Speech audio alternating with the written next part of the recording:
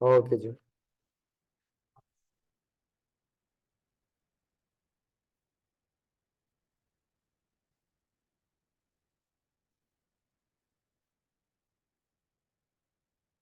अच्छा जी, आज हमने डिस्कस करना है लॉस को, कि इसमें दो लॉस आएंगे प्रोबेबिलिटी के, एक और लॉ और एक एंड लॉ होगा। अब और लॉ और एंड लॉ की मदद से हम इनके क्वेश्चंस को सॉल्व कर रहे होंगे। मतलब कि प्रॉपर एज इट इज तो आप उन लॉज को नहीं लगाएंगे, लेकिन कहीं ना कहीं उन वर्ड्स का इस्तेमाल होगा, तो उनको इस्तेमाल करते हुए आप उन लॉज की मदद से क्वेश्चन को सॉल्व करेंगे। दो लॉज हैं इसके, एक एडिशन लॉ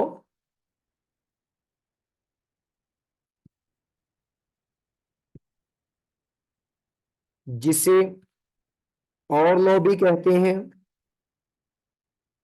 एटलीस्ट का वर्ड भी इसके लिए इस्तेमाल किया जाता है, आइदर का वर्ड इस्तेमाल किया जाएगा, नाइदर का वर्ड इस्तेमाल और नॉर का।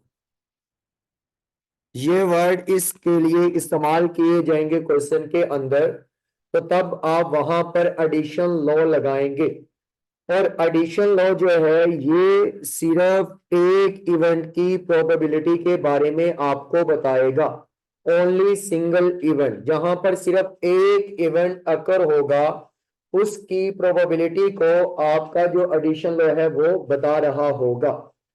अगर आप केस देखें तो कॉइन को एक दफा टॉस करें, डाइस को एक दफा रोल करें, या इसके अलावा आप डेक ऑफ कार्ड में से कोई एक कार्ड निकालें, तो जहां पर एक एक की प्रोबेबिलिटी आएगी, किसी एक इवेंट की प्रोबेबिलिटी आएगी, वहां पर एडिशन लॉ लगाएंगे।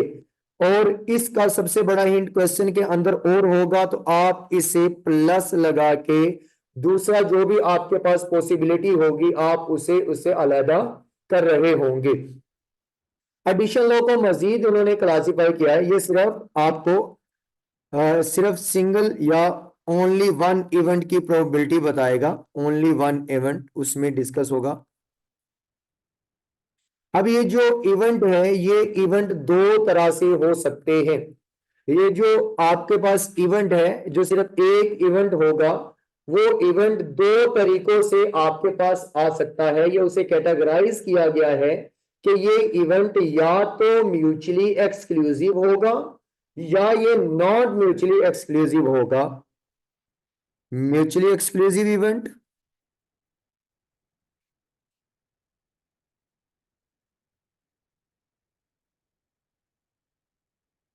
या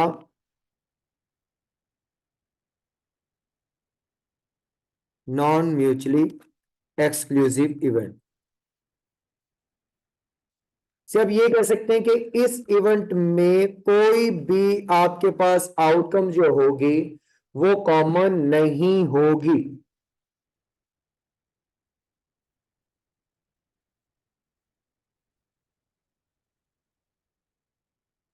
कोई भी आउटकम कॉमन नहीं होगी।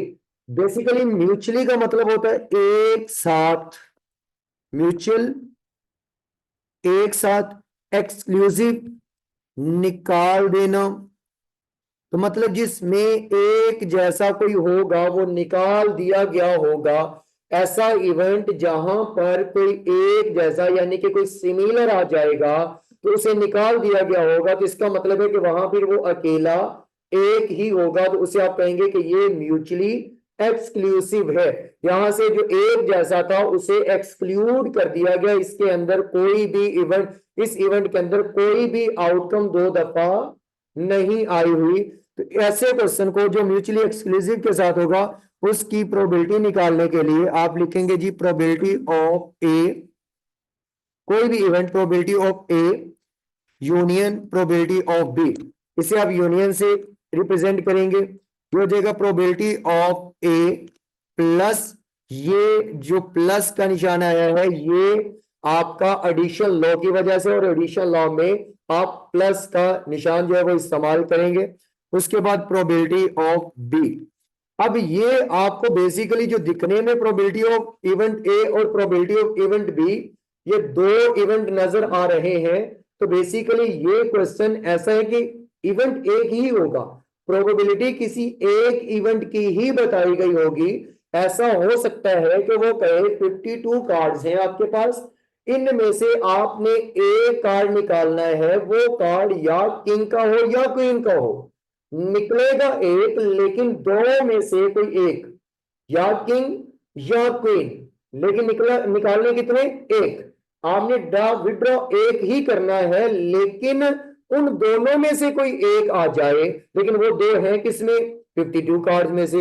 अगर मैं कहूं कि या वो आ जाए एस, फर्स्ट इज एस और second is king, first is S और सेकंड इज किंग, निकालना एक है। या वो जो आप निकाले, या मैं ऑर्डर मैटर नहीं करता, मैं कह देता हूं कि एस और किंग, एक कार्ड निकाले, वो एस या किंग का हो, इसकी प्रोबेबिलिटी बताएं। तो भाई एस 52 कार्ड्स में से कितने होंगे? 4, 4/52। अब और है तो या इसकी जगह लगा देंगे प्लस, किंग कितने होंगे? 4 होंगे। पूरे कार्ड में आपको 4 किंग नजर आएंगे, 4/50। सर 52, ये आप मल्टीप्लीकेशन लॉ नहीं पढ़ रहे कि जिसमें आप ये देखेंगे कि क्या ये इवेंट इससे पहले हो चुका है। ये देखने की नौबत तब पेश आएगी जब इवेंट दो या दो से ज्यादा दफा होगा। यहां पर इवेंट ही वन टाइम है, तो इसमें क्या कहेंगे कि विद रिप्लेसमेंट या विदाउट रिप्लेसमेंट? नहीं। डिपेंडेंट या इंडिपेंडेंट? नहीं भाई, है ही एक, तो किस पे डिपेंड करेगा? आपने एक ही निकालना है। अगर ये निकलेगा तो फिर ये नहीं निकलेगा, और अगर आपके पास ये निकल आएगा तो फिर आपके पास ये नहीं निकलेगा। तो दोनों में से एक ही निकलेगा, क्योंकि एक इवेंट की प्रोबेबिलिटी के बारे में बताएगा। इसीलिए दरमियान में और है। सेकेंड ईयर के एग्जाम दिए, कितनी चीजें और के साथ आती थी इंग्लिश के एग्जाम में? 3, स्टोरी और लेटर और एप्लीकेशन। तीनों में क्या होता था? और कोई पॉसिबिलिटी दी उसने, तीनों थी आपकी पॉसिबिलिटी। अगर आप एप्लीकेशन लिखते तो 1/3, लेटर लिखते तो भी 1/3, और अगर आप स्टोरी लिखते तो भी 1/3। लेकिन आंसर किया तो एक ही ना, कि ये किया कि आगे ऊपर एप्लीकेशन की हेडिंग दी, सब्जेक्ट लिख दिया, उसके बाद थोड़ी सी स्टोरी डाल दी, और वो लिखने के बाद उसके बाद क्या कर दिया आपने? एप्लीकेशन से ओबिडेंटली XYZ करके साइड पे कर दिया। ऐसे सॉल्व किया? नहीं, उनमें से किया कोई एक ही, मतलब चांसेस सबके थे 1/3, 1/3, 1/3, लेकिन पिक एक किया क्योंकि इवेंट कोई एक था, और था भी एक्सक्लूसिव, क्योंकि कॉमन कुछ भी नहीं था। इसी तरह यहां अगर नॉट म्यूचुअली एक्सक्लूसिव की बात करेंगे, तो वो कहता है कि यहां से कुछ जो कॉमन है वो निकाला नहीं गया। म्यूचुअल एक जैसा, नॉट या नॉन नहीं है, एक्सक्लूड निकाला गया, मतलब एक जैसा या सिमिलर यहां से निकाला नहीं गया। तो इसका मतलब है कि कॉमन टुगेदर, यहां पर जो कॉमन है वो एक साथ अभी इसके अंदर मौजूद है।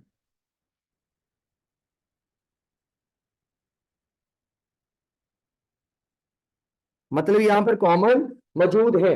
अगर कॉमन यहां मौजूद है तो हमें तो किसी एक इवेंट का चाहिए, तो कॉमन मौजूद होंगे तो हम उन्हें क्या कर देंगे?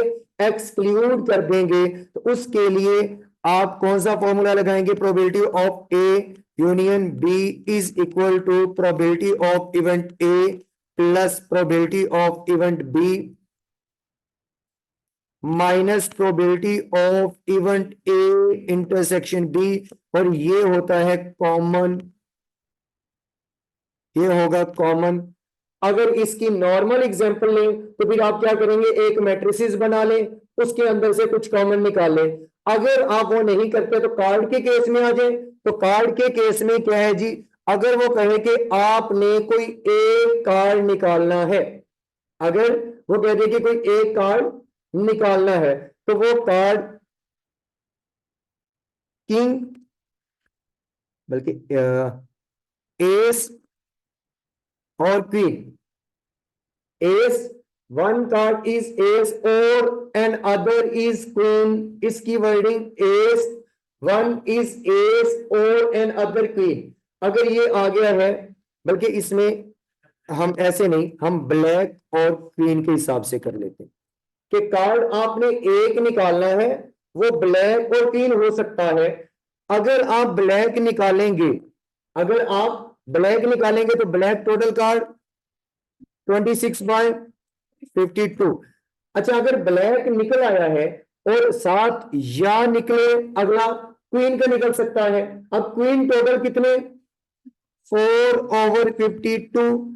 क्या ये इसके अंदर जो इसकी दो क्वीन थी आपने ऐड की है 26 के अंदर या नहीं की है? तो फिर आपने ये जो 4 लिखा है इसके अंदर दो क्वीन ब्लैक वाली ऐड है या नहीं है? तो जो भाई आपके पास दोनों में 2 क्वीन कॉमन आ चुकी हैं, आप उन्हें क्या करेंगे, माइनस कर देंगे, क्योंकि आपने यहां पर आपने स्पेड की क्वीन भी ऐड कर दी और यहां पर आपने क्लब की जो है वो भी ऐड कर दी, क्योंकि आपके पास क्लब और स्पेड आपने दोनों की यहां पर ऐड कर दी ब्लैक कार्ड्स की, जो कि यहां या यहां कर लेते तो फिर यहां दो वो नहीं करनी थी, अगर यहां कर लिया तो फिर यहां नहीं करनी थी, अगर भाई दोनों में कर लिया तो यहां से एक्सक्लूड करवा दो, वो जो कॉमन आ रही है वो एक्सक्लूड करवा दें।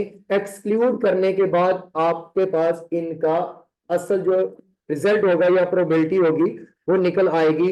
और किसके केस में निकलेगी, नॉट म्यूचुअली एक्सक्लूसिव। और वो कौन सा है जी, म्यूचुअली और नॉट म्यूचुअली आपके पास सिर्फ एक इवेंट के बारे में आएंगे, और डिपेंडेंट और इंडिपेंडेंट या रिप्लेसमेंट विदाउट रिप्लेसमेंट ये उस वक्त आएगा जब आपके पास एक या एक से ज्यादा इवेंट हो रहा होगा। सॉरी, एक कह रहा हूं, दो या दो से ज्यादा इवेंट होंगे, जहां पर सिंगल आउटकम सिंगल इवेंट के बारे में बात होगी, वहां पर आपका सिर्फ एडिशन लॉ होगा। फिर उसके दरमियान या का ऑप्शन होगा, जहां पर या का ऑप्शन होगा तो फिर आप प्लस लगा देंगे कि या ये हो सकता है या ये हो सकता है। इसके क्वेश्चन अभी हम करेंगे इंशाल्लाह डिस्कस। इसके बाद आते हैं जी मल्टीप्लीकेशन लॉ।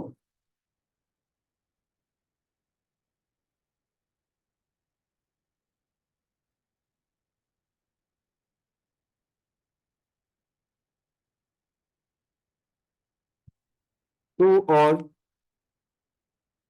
मोर इवेंट्स, ये हमें प्रोबेबिलिटी बताएगा दो या दो से ज्यादा इवेंट के बारे में।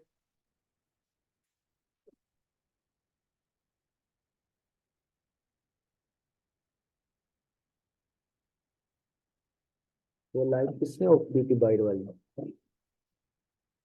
नहीं, इधर इस गली वाली, तो मुझे वो नजर नहीं आ रहे थे, मैं उनको बड़े गौर से देख रहा था, तो गली की लाइट ऑफ है तो वो नजर नहीं। टू और मोर इवेंट्स, दो या दो से ज्यादा इवेंट अगर आ जाएं और उनकी प्रोबेबिलिटी देखनी हो, तो फिर भाई दो या दो से ज्यादा इवेंट, ऐसा भी हो सकता है कि वो इंडिपेंडेंट आ जाए, किसी पे डिपेंड ही ना करें, या ऐसा भी हो सकता है कि वो इवेंट जो पहले हो चुका है होने दूसरा होने वाला इवेंट पहले इवेंट पे डिपेंड करे। तो ये दोनों पॉसिबिलिटीज हो सकती हैं। एक वो इवेंट या तो इंडिपेंडेंट होगा और या वो डिपेंडेंट इवेंट हो सकता है। अच्छा, इंडिपेंडेंट, अगर इंडिपेंडेंट है मतलब कि वो किसी के ऊपर डिपेंड नहीं करेगा। अगर वो डिपेंड नहीं करेगा तो इसका मतलब ये होगा कि वो रिप्लेसमेंट में है या विदाउट रिप्लेसमेंट में है, वो रिप्लेसमेंट में है। फॉर एग्जाम्पल, अगर मैं बात करूं कि मेरे पास यहां पर 5 बोर्ड मार्कर है, अब इनमें से ये अज्यूम करना है कि सेम कलर ही है, या ना भी हो सेम, डिफरेंट कलर्स के साथ भी है, तो ये मेरे पास 5 बोर्ड मार्कर है। इनमें से मैं रेड को अगर निकाल लूं तो रेड के निकलने के चांसेस कितने होंगे? 4। अब 4, क्योंकि कहीं पर ये ना कर दें कि सर इनके तो चांसेस 2 हैं, तो ये गलत कर लें, ये 4। अब रेड के निकलने के चांसेस 1/4। रेड मैंने देखा, अब मैंने इसे अगर वापिस रख दिया तो ब्लैक या ग्रीन या ब्लू के निकलने के चांसेस, क्या दोबारा भी रेड निकल सकता है? दोबारा भी रेड के चांसेस कितने होंगे? 1/4। अगर मैंने इसे वापस रखा है तो दोबारा मेरी आउटकम्स 4 बन गई, टोटल आउटकम्स। अब अगर मैंने इसे वापस नहीं रखा तो मेरी टोटल आउटकम्स कितनी रह गई? अब इनमें से ब्लैक, ब्लू या ग्रीन, इनके निकलने के चांसेस 1/3। अगर ब्लू निकल गया, अब रिमेनिंग आउटकम्स, टोटल आउटकम्स। अब इनमें से इनके निकलने के चांसेस 1/2, 1/2। ये जो इनके ऊपर ये जो निकलते गए हैं, आउटकम्स कम होती गई, तो ये रिप्लेसमेंट है या विदाउट रिप्लेसमेंट? Without replacement. तो ये डिपेंडेंट का केस कौन सा केस कहलाएगा? Without replacement. कि अगर आप उसे वापस रिप्लेस नहीं करते, अगर आप उसे वापस रिप्लेस नहीं करते तो हर नया इवेंट जो भी होगा वो रिमेनिंग जितनी आउटकम्स पड़ी होंगी उस पर डिपेंड करेगा, और वो आउटकम्स को इफेक्ट करने वाला कौन था जो इवेंट इससे पहले हो चुका। और अगर आप उसे दोबारा वापस रख देंगे तो हर एक के ऊपर आपकी आउटकम्स क्या रहेंगी? टोटल आउटकम्स क्या रहेंगी? सेम। तो यहां आपकी टोटल आउटकम्स रिड्यूस हो जाएंगी।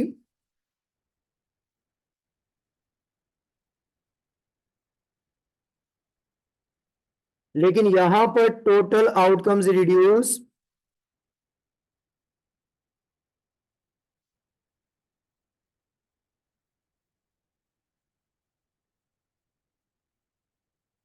और ये विद रिप्लेसमेंट है, क्योंकि दोबारा जब वापस आ जाएगा तो आपके पास टोटल आउटकम्स अगेन दोबारा उतनी ही बन जाएंगी जितनी उस इवेंट से या सेकंड इवेंट होने से पहले थी।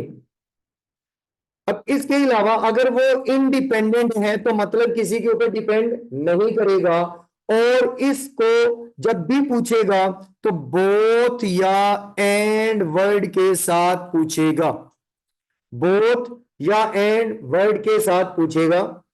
सर डिपेंडेंट इसमें यह होता है कि अगर आपने कोई एक इवेंट इससे पहले कर लिया है तो उसमें ये होगा कि वो आप दोबारा वापस नहीं अगर रखते, आपने वो इवेंट कर लिया, जैसे कि ये मैंने रेड वाला बोर्ड मार्कर निकाला, ये इन 4 में से निकाला गया था, इसकी probability.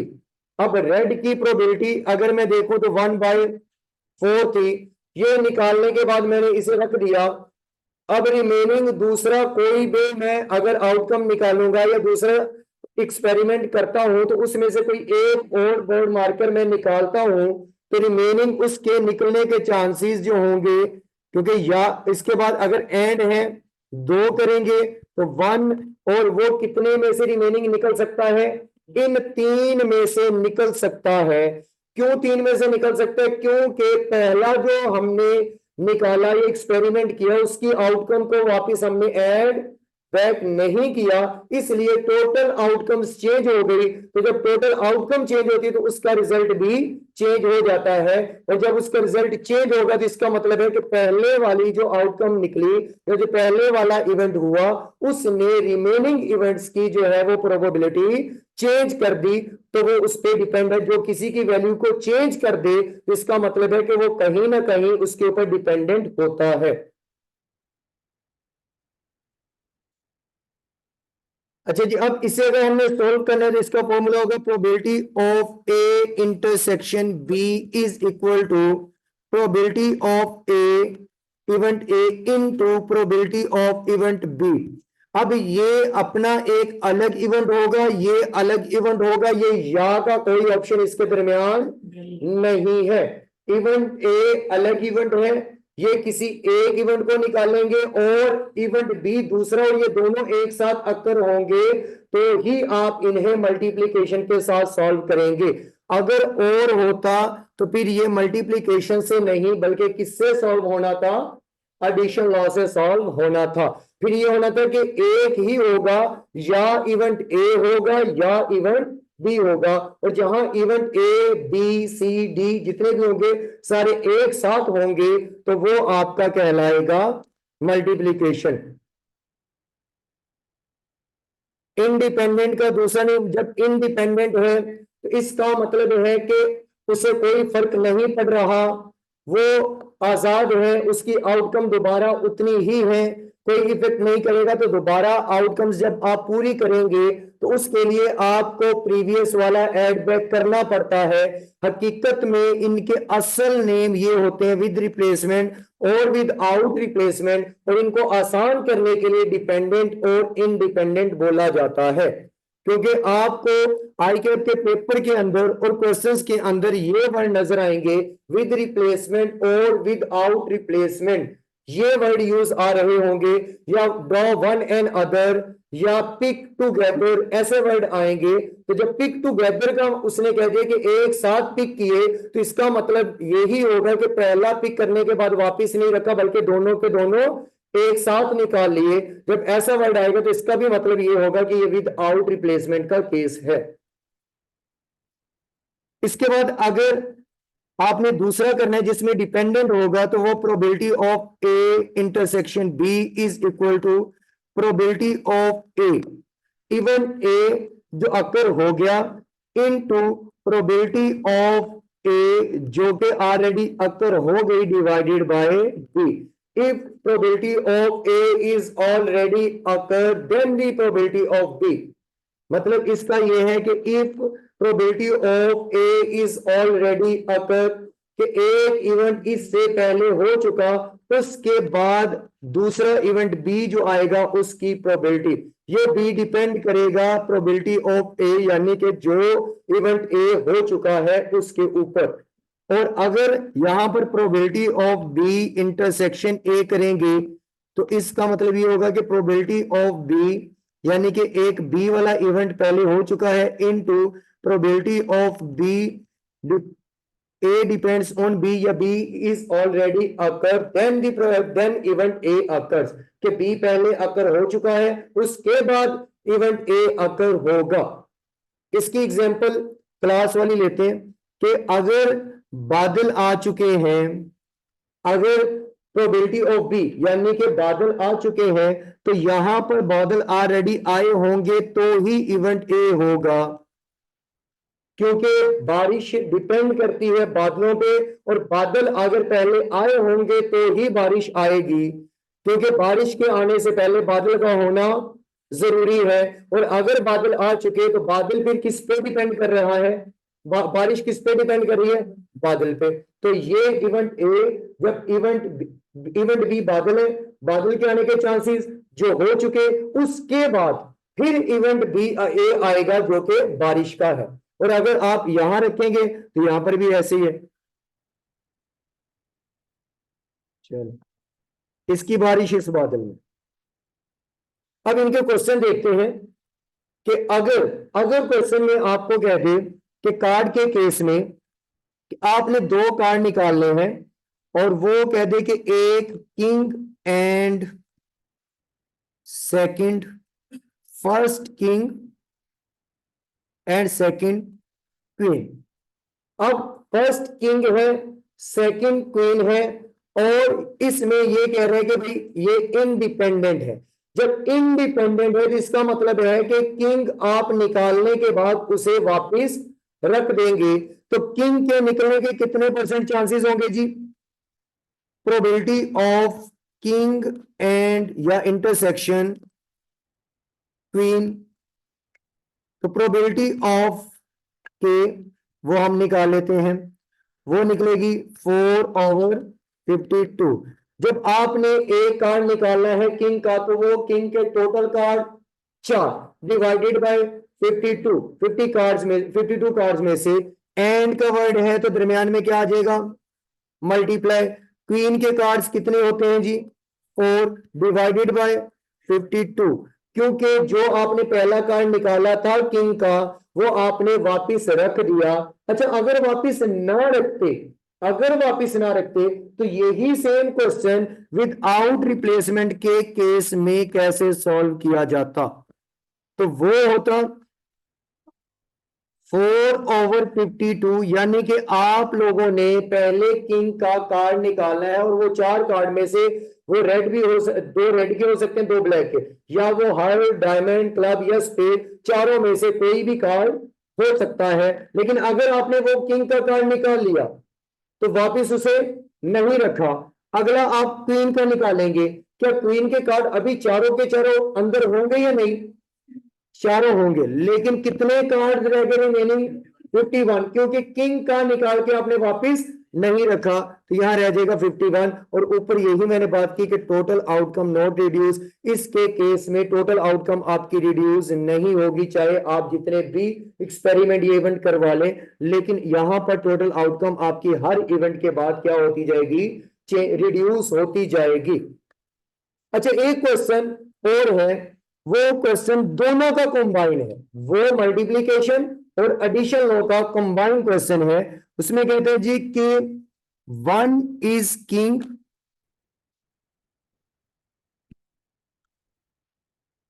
And other is S. 1 is king and other is S. अभी ये क्वेश्चन के लिए बताता हूं कि बाय डिफॉल्ट हमने कौन सा लगाना है। अभी पहले विद और विदाउट रिप्लेसमेंट से खुद करें, उसके बाद देखते हैं। अच्छा जी, क्वेश्चन है 1 is king and other is queen और अदर इज एस। आपने 2 कार्ड एक डेक से निकालने हैं और प्रोबेबिलिटी बताएं कि किंग और एस की प्रोबेबिलिटी क्या होगी। 1 is king and other is S, शाबाश निकालें। नहीं नहीं नहीं नहीं नहीं आसमा बेटा, ये नहीं होगा, 3/51 नहीं होगा।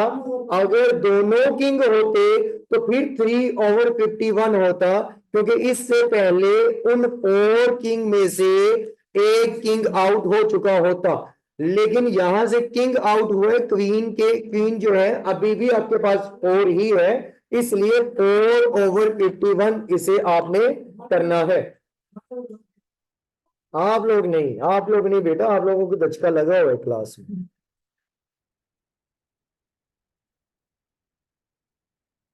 आप लोग करें।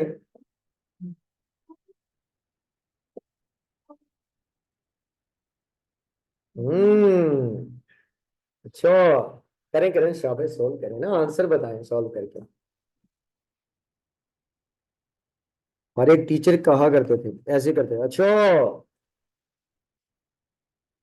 और इनकी सिर्फ इसी डायलॉग से मेरा ख्याल है कि बच्चे पिक कर लेते हैं। वो टीचर कौन से होंगे? कौन से हो सकते हैं? सरदार। सरदार कर दो, अच्छा। हूँ तो मैंने सिखाएगा।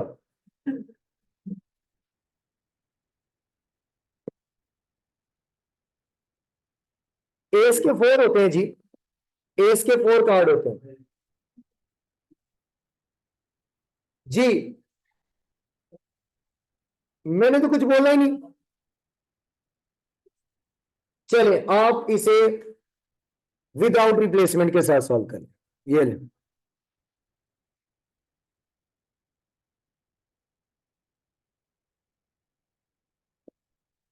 रेशो में बताएं। एसडी करना है और क्या करना है?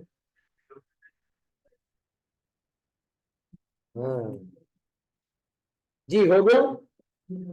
ऑनलाइन वाले भाई, ऑनलाइन वाले।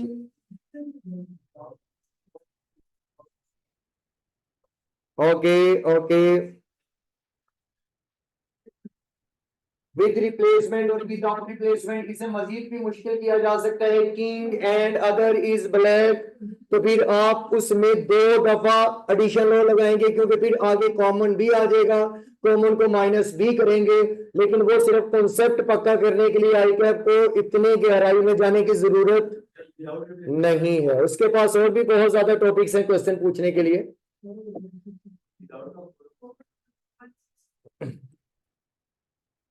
अच्छा जी, अच्छा, अब देखें, क्वेश्चन है जी, विद आउट रिप्लेसमेंट से इसे सॉल्व करते हैं। वो कहते हैं जी one is king and other is ace, one is king and other is ace. सबसे पहले किंग और एस, किंग एंड एस, ये दोनों निकलेंगे एक साथ। ऐसा हो सकता है ना कि पहला one is king and S, क्या लाजमी ऐसे ही निकलेगा कि पहले किंग ही निकले? नहीं। तो फिर या ये भी हो सकता है कि पहले एस निकले फिर किंग निकले। तो अब इनकी प्रोबेबिलिटी करना शुरू कर दें। King 4/52 multiply S 4/51 with replacement के केस में, या प्लस 4/52 इंटू 4/51, आंसर 8/6। ये असल इसका आंसर था। जिन्होंने 4 दिया था वो गलत आंसर था, क्योंकि इसके अंदर मैंने कहीं ऑर्डर मैटर नहीं किया था। मैंने ये लिखा था कि 2 कार्ड्स आपने निकालने हैं, वन इज किंग, एक किंग है, दूसरा यानी कि एन अदर, जो दूसरा निकलेगा वो क्वीन का, वो एस का होगा। लेकिन मैंने कहीं ये नहीं लिखा था कि first is king and second is S, या फर्स्ट इज किंग और अदर लिखा होता तो फिर भी ये होता कि दो हैं, पहले की पोजीशन बता दी तो दूसरा अदर बाद में ही निकलेगा। जब तक पोजीशन ना बताए तब तक जितनी भी पॉसिबिलिटीज माइंड में आएंगी आपने उन पॉसिबिलिटीज को बनाना है, और या के साथ बनाना है। तो ये एडिशन और मल्टीप्लिकेशन लॉ का कंबाइंड क्वेश्चन था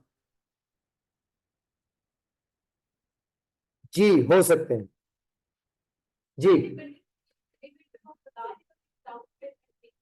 हाँ बताइए। इस वो कहेगा ना pick one and other with replacement या विदाउट रिप्लेसमेंट। कार्ड के केस में वो बताएगा कि वो रिप्लेसमेंट से करवा रहा है या विदाउट रिप्लेसमेंट से करवा रहा।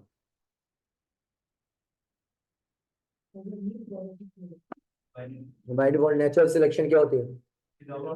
Without replacement. अच्छा जी, ये इसके असाइनमेंट के अंदर क्वेश्चन देखते हैं। या किसी को क्वीन, वो कार्ड के केस में मसला है क्लियर है कार्ड का कि कार्ड कितने कितने होते हैं।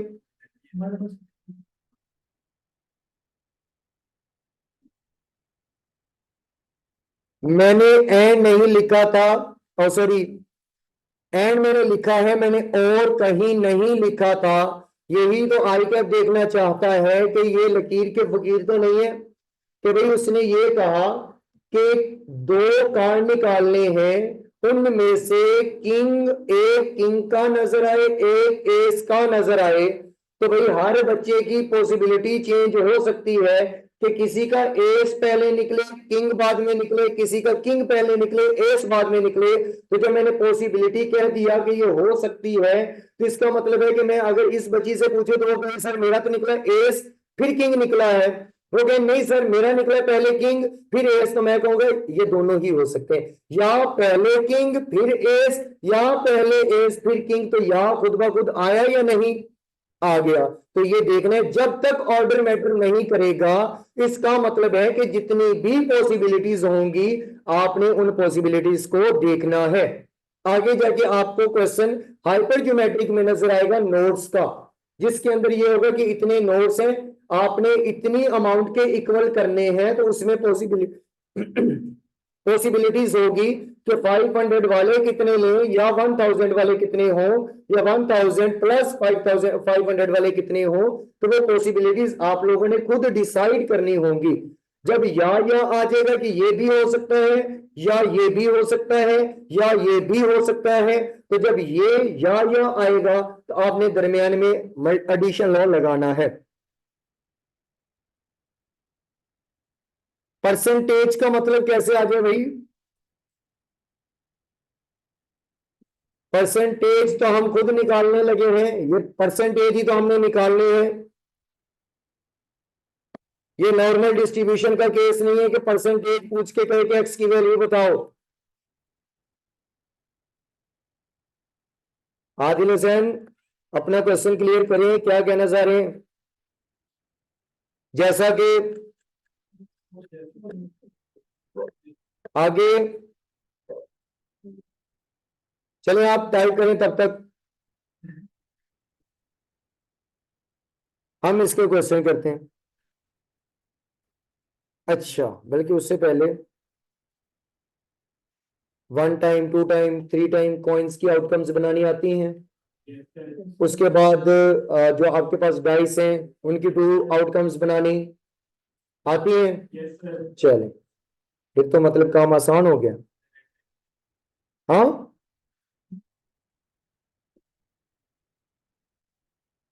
क्वेश्चन इसके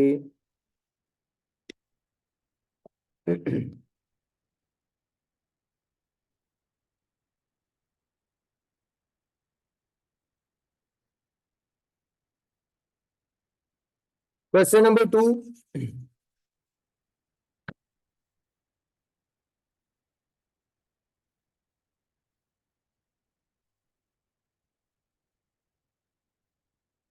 क्वेश्चन नंबर 2 देखें जी। वो कहते हैं how many possible ways to make a 5 digit code begin with 4 end with 8, या एंड एट 8, कि जो 4 से स्टार्ट हो, 8 पे एंड हो, 5 डिजिट आपने कोड बनाना है। If repetition allow, repetition allow होगी। आगे नंबर तो बताया ही नहीं है, वरना नंबर उसे बताने चाहिए थे ना भाई। उसने नहीं बताया तो फिर उसने रिस्ट्रिक्शन लगा दी, तो नंबर 0 से 9 तक कोड तो उन्हीं के दरमियान ही बनेगा। 0 1 2 3 4 5 6 7 8 9। आप डायल ओपन करें तो उसके अंदर भी 0 से 9 तक है। कोई भी कोड बनाना चाहे 5 डिजिट, तो भाई आप 0 से 9 तक के तमाम डिजिट को इस्तेमाल करके कोई भी 5 डिजिट कोड बना सकते हैं।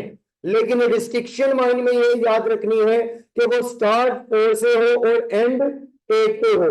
4 वाला भी डिजिट आपके पास सिर्फ एक है और एंड पे 8 वाला भी डिजिट सिर्फ एक ही होगा। तो जब आप 5 डिजिट कोड बनाएंगे और उसने कह दिया कि रेपिटेशन अलाउ है, रेपिटेशन अलाउ है। अच्छा, ना बताता कोड में रेपिटेशन अलाउ ना बताता, तो क्या कोड क्या केस माइंड में लेके आए तो उसमें रेपिटेशन अलाउ होती है या नहीं होती है? जब तक वो खुद रिस्ट्रिक्ट ना कर देता कि इसे विदाउट रिप्लेसमेंट से बनाओ। अगर वो रिस्ट्रिक्ट ना करता, ये ना भी बताता, तो भी विद रिप्लेसमेंट से ही करना था, क्योंकि हम कोई भी पासवर्ड बना रहे हो तो हम अपने पासवर्ड के अंदर बार बार वो डिजिट इस्तेमाल कर रहे होते हैं। हम बाज तब आएंगे जब वो हमें खुद मना करता। अब यहां पर आपने 5 डिजिट बनाने, उसने कहा स्टार्ट कहां से हो, 4 से, एंड कहां पे हो, 8 पे। तो भाई डायल के अंदर 4 कितनी दफा नजर आएगा, एक दफा। तो मतलब यहां पर सिर्फ एक दफा 4 वाला ही आएगा, और लास्ट पे 8 भी एक दफा। और रेपिटेशन है तो इसका मतलब है कि यहां पर वो तमाम के तमाम डिजिट आ सकते हैं 0 से 9 तक। तो 0 से 9 तक मतलब 10 डिजिट। तो 10 मल्टीप्लाई 10 मल्टीप्लाई 10, आंसर 1000। तो ये इसका आंसर आ जाएगा। ओफो, 0 पता नहीं डायल के अंदर आपके वाले मोबाइल में हो या ना हो। मेरा ख्याल है वैसे तो हम अगर 1200 वाला भी ले लें तो उसके अंदर भी 0 होगा।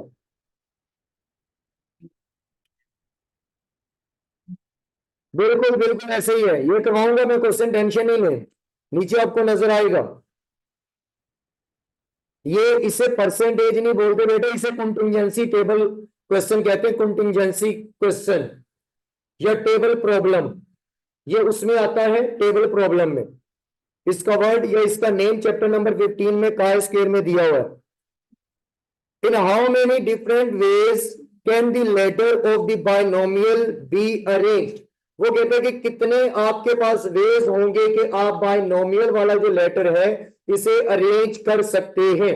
तो ये बाइनोमियल वाला आई थिंक मैंने क्लास में भी आप लोगों को करवाया था। अगर ऊपर देखें तो लास्ट क्लास जो हमारी गुजरी है इसके अंदर यहां पर कहीं स्टैटिस्टिक स्टैटिस्टिक करवाया था, बाइनोमियल बोला था कि पेपर में बायनोमियल या स्टैटिस्टिक या मैथमेटिक्स ये आ सकता है। चलो, अब बायनोमियल में सबसे पहले अगर कोई भी लेटर आ जाएगा वो जिसका आपको कह दे कि भाई आपने इसके पॉसिबल वेज बताने हैं, अगर वोवेल्स टुगेदर कहेगा तो फिर इसके वोवेल्स अलग निकाल लेंगे और जितने रिमेनिंग लेटर्स यानी कि वो आपके पास कॉन्सोनेंट रह जाएंगे उन लेटर्स में प्लस एडिशनल वन प्लेस के जो स्टार्ट में भी आ सकते हैं वो करेंगे। मतलब कि अगर इसको मैं करना चाहूं, पहले तो इसके अकॉर्डिंग करते हैं, रिक्वायरमेंट के अकॉर्डिंग कि बायनोमियल कितने 1 2 3 4 5 6 7 8 9, आपके पास 9 लेटर टोटल्स। अब टोटल लेटर्स का factorial divided by repeated letters का फिक्टोरियल। अब total letters 9, 9 letters divided by repeated letters O O I और आई, इसके बाद कोई रिपीट हो रहा है नहीं, तो आप डायरेक्ट 4 नहीं लिखेंगे, आप 2 का फैक्टोरियल जो कि ओ का होगा और 2 का फैक्टोरियल जो कि आई का होगा। अब इन्हें आप सॉल्व करें और आंसर बताएं। 90720 साइड पे लिखा हुआ है 90720, ये इसका आंसर होगा। इसके बाद अगर वोवेल्स टुगेदर का कह देता, अगर यही क्वेश्चन वोवेल्स टुगेदर के साथ कह देता तो फिर हमने, यार ये 1/4 नहीं है, ये मैंने कहा यहां सिर्फ 4 आ सकता है, ये ले खत्म कर दिया। अब अगर वोवेल्स टुगेदर के साथ कहता तो हम लिखते ये, अच्छा पुराना है,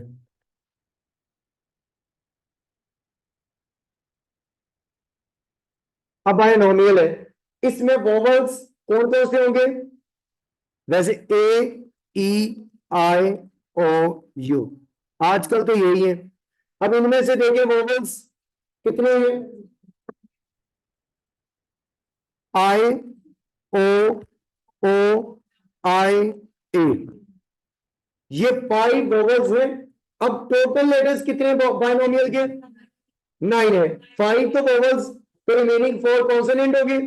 अब कौन कौन सा बचा? B N M L. अब ये पांचों मतलब वोवेल्स टुगेदर जहां पर भी आएंगे ये पांचों एक साथ आएंगे भाई, या तो ये स्टार्ट में आ सकते हैं, या ये इस पोजीशन पे आ सकते हैं, या ये एन के बाद, या एम के बाद, या एल के बाद। तो कितनी पोजीशन टोटल बनी? 5। तो ये 5 पोजीशन पे आ सकते हैं। अदरवाइज आप ऐसे पोजीशन नहीं बनाना चाहते तो टोटल लेटर्स काउंट करें, वोवेल्स जितने निकले वो टोटल में से माइनस कर दो, या देखो कि कितने बचे, जैसे 9 थे, 5 वोवेल्स, रिमेनिंग कितने रह गए? 4 प्लस एडिशनल जो स्टार्ट में आ सकता है वो पोजीशन ऐड करें, तो ये बनेगी 5 फैक्टोरियल इनटू जो आपके पास वोवेल्स आए हैं उनका फैक्टोरियल 5 फैक्टोरियल डिवाइडेड बाय, वो बोले या ना बोले रिपीटेड लेटर्स के साथ हमें डिवाइड करना पड़ता है, तो यहां क्या होगा? आई के 2 फैक्टोरियल ये आई का होगा और इनटू 2 फैक्टोरियल ये आपके पास ए का होगा, ये आई और ये ए के। अब इसे सॉल्व कर लें जी। 36 1 ये 3600, ये आपके पास पॉसिबल वेज आ गए जी। क्या 2 फैक्टोरियल इनटू, अच्छा 5, ये देखें ये है आपके पास उनकी पोजीशन जहां जहां पर आ सकते हैं, किन की? इन 5 वोवेल्स की, तो ये 5 वोवेल 5 पोजीशन पे आ सकते हैं, तो ये वोवेल्स सारे ये 5 हैं और इनकी पोजीशन बनती, डिजिट रिमेनिंग 4 थे, पोजीशन इनकी क्या होगी? 5। तो ये 5 into 5 factorial, 5 factorial into 5 factorial, तो ये पोजीशन का फैक्टोरियल मल्टीप्लाई वोवेल्स का फैक्टोरियल, वोवेल्स उसका फैक्टोरियल ले लें, ये पोजीशन का फैक्टोरियल डिवाइडेड बाय टोटल है और आपके पास रिपीटेड लेटर्स का फैक्टोरियल आ जाएगा।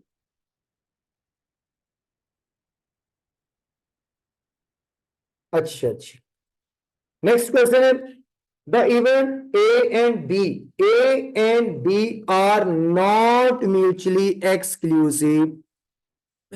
Not mutually exclusive. इसका मतलब है कि इसमें कुछ ना कुछ कॉमन होगा.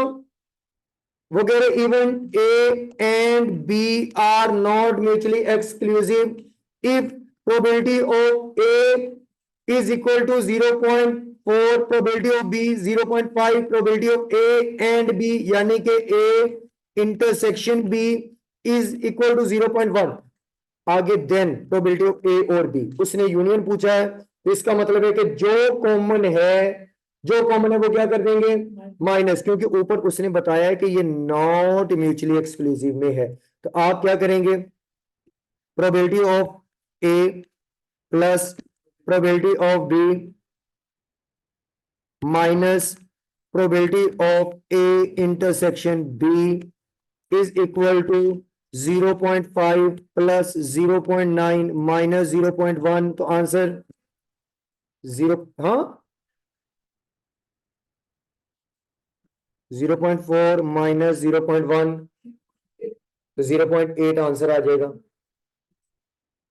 इसके बाद बाद बाद बाद, बाद.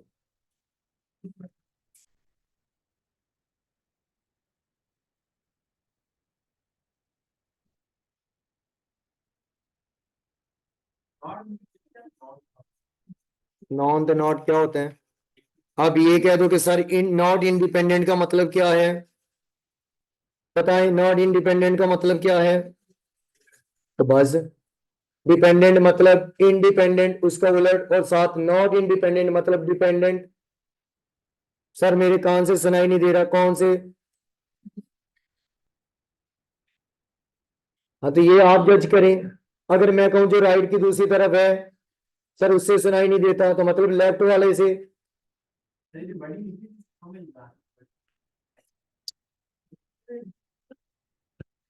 कुछ नहीं हो सकता.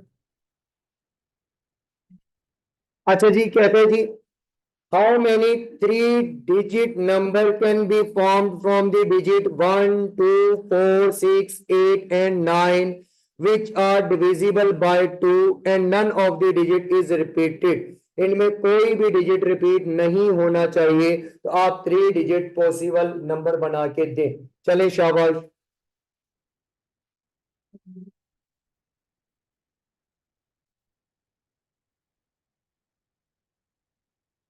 ओ भाई ये 1/1 10/1 ये प्रोबेबिलिटी मैं नहीं करवा रहा, उसकी मैंने पॉसिबिलिटी लिखवाई है.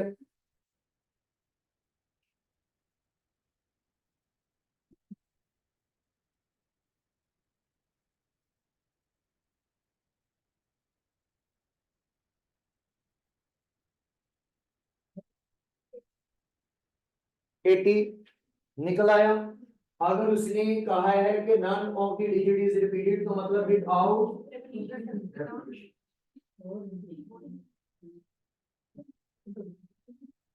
जी जी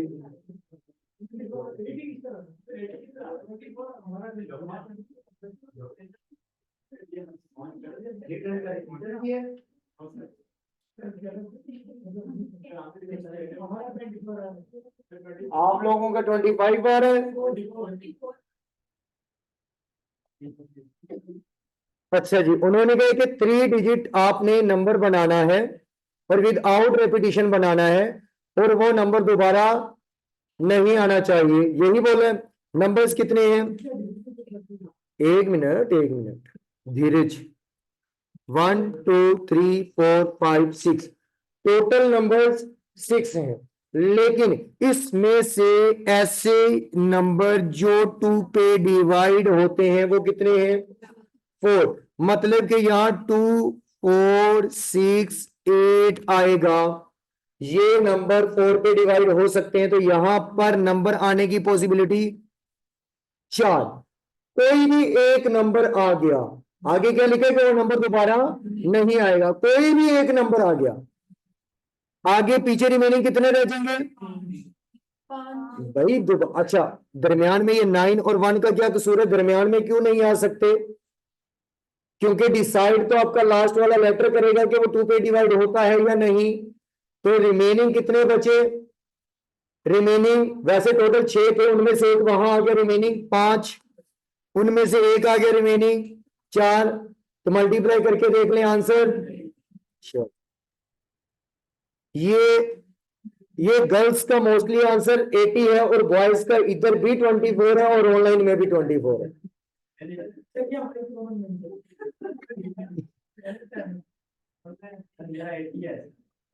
बस साबित हुआ कि कॉम्प्लेक्स क्वेश्चन गर्ल्स अच्छे तरीके से हैंडल कर लेते हैं।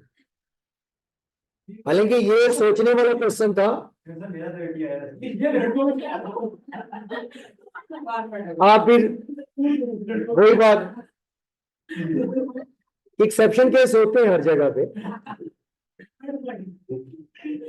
अच्छा, नहीं नहीं, अल्लाह माफ करे, क्लास में आओ वापिस, रहता आप लोगों के साथ ही, मैं नहीं ये कह सकता, क्योंकि भाई जिसके साथ जो रहता हो वो एक जैसे तो फिर होते हैं। आप खुश हुए हो ना? हाँ, मैं हूं कहीं कहीं आपके साथ, लेकिन जैसे वो है वैसे नहीं। अच्छा जी, नेक्स्ट क्वेश्चन। आगे, the value of 0 factorial is always equal to 1। इसके बाद question number 174, the event A and B are mutually exclusive, मतलब इसमें कॉमन कुछ भी नहीं है, इसमें कॉमन कुछ भी नहीं है। तो फिर जब कॉमन कुछ भी नहीं है, इवन उसने कॉमन भी दिया होगा तो आपने उस कॉमन को इग्नोर कर देना, क्योंकि स्टार्ट में वो कह चुका है कि म्यूचुअली एक्सक्लूसिव, वो एक्सक्लूसिव कर चुका है।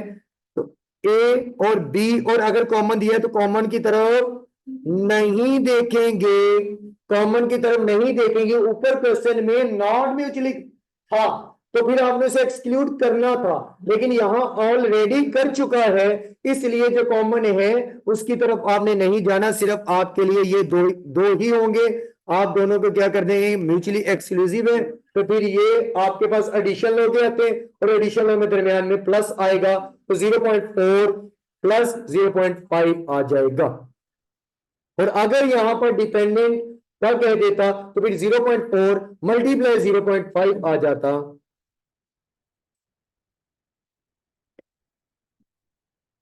ये भाई बात नहीं किस तरीके से कर लेते हैं। अच्छा जी,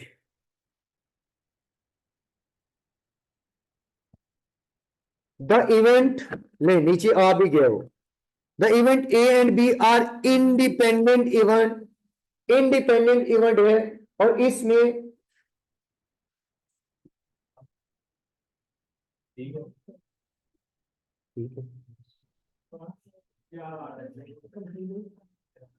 बस दो ही आई है, लगा देंगे।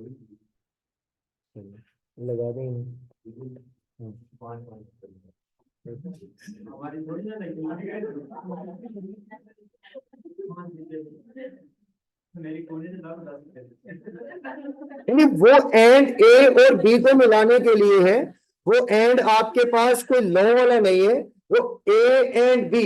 अब ए बी एक साथ तो नहीं लिख सकता, वो सेंटेंस में जो दरमियान में आता है वो ये है। उसके बाद अगर आप देखेंगे तो वो आगे कहते हैं म्यूचुअली एक्सक्लूसिव या नॉट म्यूचुअली एक्सक्लूसिव या इंटरडिपेंडेंट या इंडिपेंडेंट। जब ऐसे वर्ड इस्तेमाल करेगा तो इसका मतलब है कि आगे उसने नो वाली बात की है, इससे पहले कोई नो वाली बात नहीं की। ये जैसे हम नॉर्मल सेंटेंस में ए एंड बी करते हैं तो वो तो सब में है, इसमें भी है, आपको इसमें भी नजर आएगा। लेकिन ये आप एंड तब देखें जब यहां पर इंटर इंडिपेंडेंस है या नॉन डिपेंडेंट होगा, तो तब आप देखेंगे कि क्या अब भी अगर इसके बाद एंड आता है तो फिर ये आपके पास मल्टीप्लीकेशन लॉ का होगा।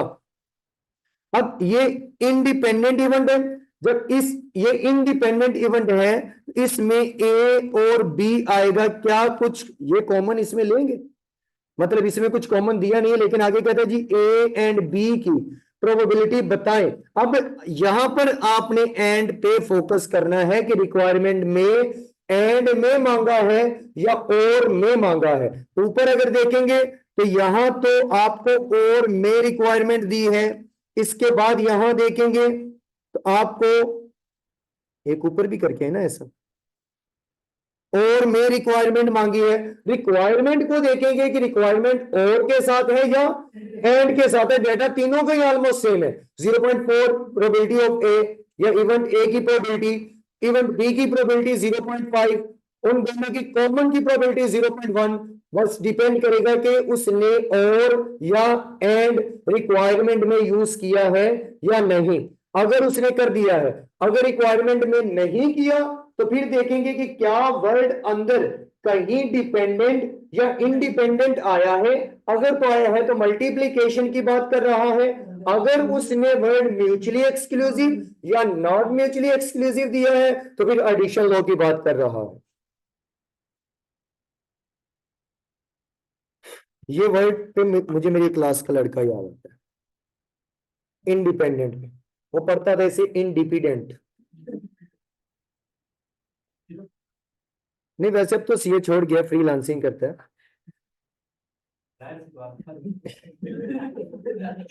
नहीं, ऐसे नहीं कहे, जाहिर सी बात है, वो मतलब किस्मत में होता है। देखिए, बीएसआईटी भी कर चुका है और वो साथ में फ्रीलांसिंग भी कर रहा है और हमसे ज्यादा अर्न करता है। अब अगर फ्रीलांसिंग कर रहा है तो इसका मतलब है कि हमसे उसके टेंस भी ज्यादा मजबूत होंगे। अगर वो ये आप देख रहे हैं ना इंडिपेंडेंट, हमारी तो इंग्लिश ही कमजोर है कि हैज की जगह पता नहीं कि कहां पे जाके फिट होगी, हैज हैव कहां आएगा। लेकिन अगर वो बात कर रहा है और लाइव कर रहा है तो इसका मतलब है कि अब उसकी इंग्लिश अच्छी होगी। अगर मैं तब को देखूंगा तब तो मेरी भी अच्छी खासी अटेम्प्ट लगी, सबकी लगी ना, मतलब मेरी तो एयरथी में लग गई थी। तो बात वो उसकी है कि टाइम टाइम की बात है। तब ये भी नहीं पता था इवन कि क्यों के मैंने सिर्फ 4 चैप्टर ही किए थे, तो वो फर्स्ट में हो गई थी और सबसे आसान बुक के अंदर लग गई थी।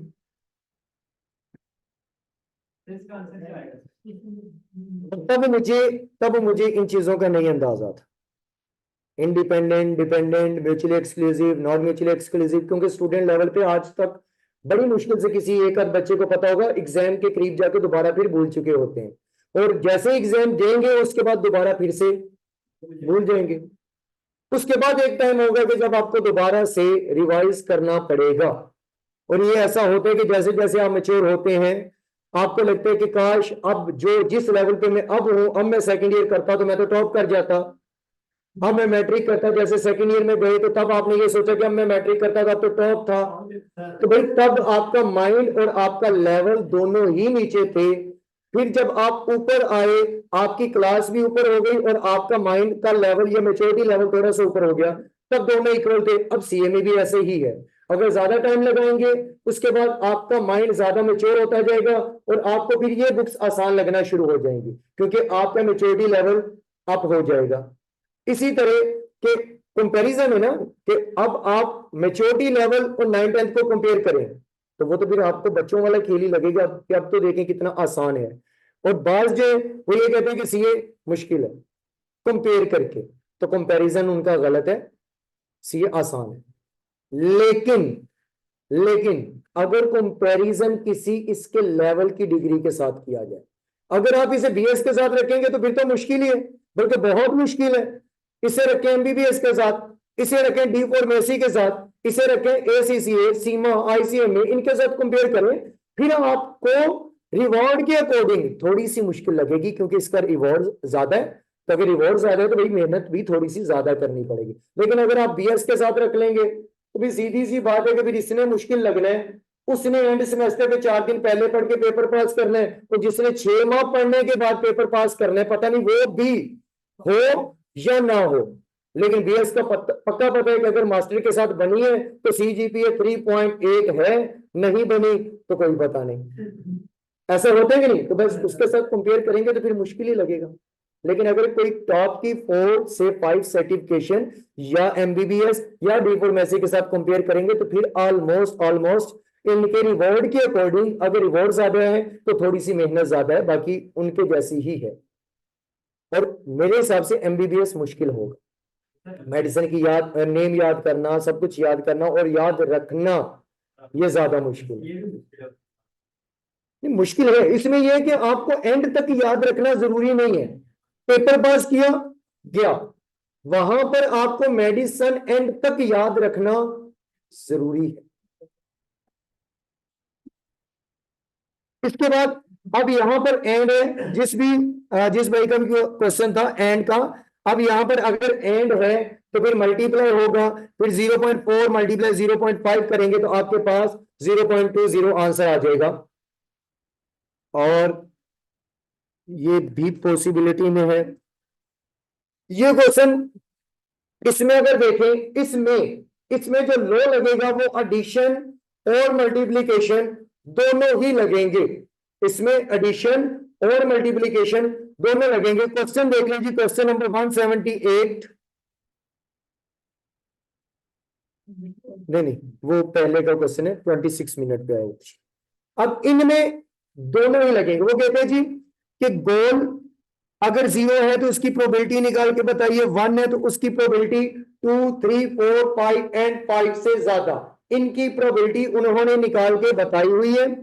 और कहते हैं कि find the probability that there would be total goals in 2 matches. अब अगर 2 मैच होंगे तो क्या यहां पर कोई एक इवेंट हो रहा है? नहीं, 2 इवेंट हो रहे हैं, 2 मैचेस हो रहे हैं। तो यहां पर क्या जाएगा? मल्टीप्लीकेशन लो कि यहां पर 2 मैचेस हो रहे हैं। अब मैच ए, ये तो पहले का ही किया हुआ है, चल हम साथ कर लेते हैं। ये आप लोगों की क्लास का है।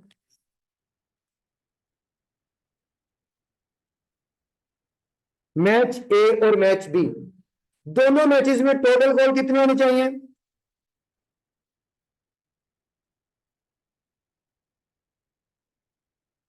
अब ऐसा, अब देखिए, अब वही बात आ गई पॉसिबिलिटी, सर कहीं पर और तो लिखा ही नहीं था 5 गोल। अब और कहीं पर अभी भी नहीं लिखा, लेकिन उसने कहा 2 मैचेस में 5 गोल होने चाहिए। तो सर ऐसा क्या ऐसा हो सकता है कि जो मैच मैंने देखा हो उस पहले मैच में कोई गोल हुआ ही ना हो? अगर उसमें कोई गोल नहीं हुआ तो इसका मतलब है कि वो 5 गोल दूसरे मैच में, टोटल 5 हो गए।